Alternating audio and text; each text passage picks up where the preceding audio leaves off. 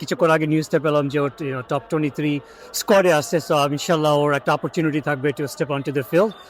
ওর সাথে আমার আসার আগে কথা হয়েছিল, ওর মার সাথে কথা হলো, বললো যে, বাবা I am feeling very good, very confident, very focused.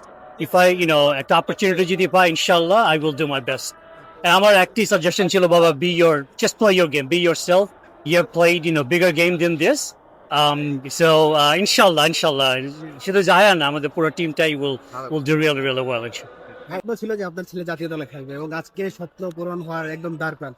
এই লাস্ট 2 বছর ধরে স্বপ্নটা আসলে ও পুনর্জীবিত করছে আমাকে, রাইট? ওর পটেনশিয়াল, ওর নিজের অ্যাসপিরেশন, ওর নিজের ড্রিম, ইচ্ছাটাই আমাকে পরে লাস্ট 2টা বছর আমি জিনিসটা খুব সিরিয়াসলি নিচ্ছি। ইনশাল্লাহ, আলহামদুলিল্লাহ, আমি really want to thank BFF and so many people behind the scene really helped Zayan to এই পর্যন্ত আসার জন্য অনেকের অবদান। আমি সবাইকে আন্তরিকভাবে আমার মন থেকে ধন্যবাদ জানাই।